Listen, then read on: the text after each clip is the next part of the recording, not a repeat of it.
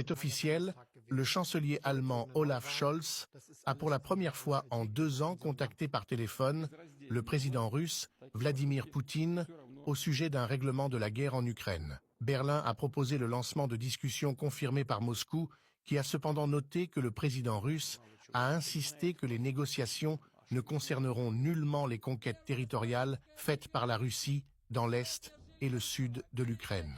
Le chancelier allemand a rejeté les tentatives ukrainiennes de boycott envers le président russe, alors que la conversation téléphonique intervient suite à la future accession de Donald Trump comme président des États-Unis, qui a promis de relancer les négociations avec Vladimir Poutine pour mettre fin définitivement à la guerre en Ukraine.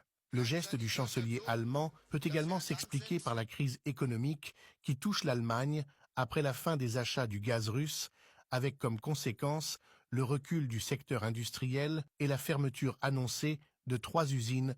Ça me tue, c'est qu'il y a des sanctions qui ont été prises contre la Russie et au final on voit que c'est les pays qui ont pris les sanctions contre la Russie qui sont en crise économique. Je vous jure que ça me tue à un point que vous pouvez même pas imaginer, parce que ça fait 2 ans et demi que je répète la même chose et puis il s'avère au fur et à mesure des mois qui passent que j'avais raison. Ah oui, pardon, excusez-moi.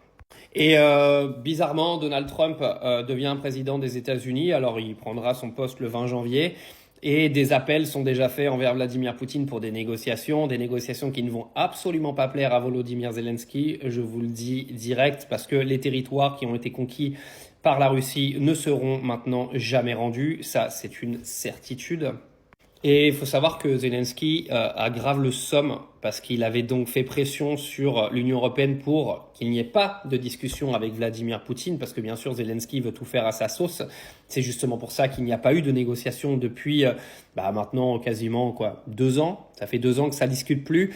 Au départ, on avait le petit téléphone rose entre Poutine et puis Macron qui se faisait en mode, il se faisait des bisous au téléphone. Ça a disparu parce que Poutine s'est vite rendu compte que de respecter Macron, c'était absolument pas possible.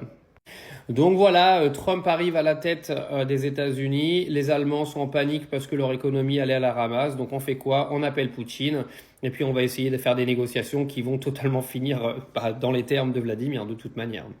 Donc au final, la Russie aura tout gagné.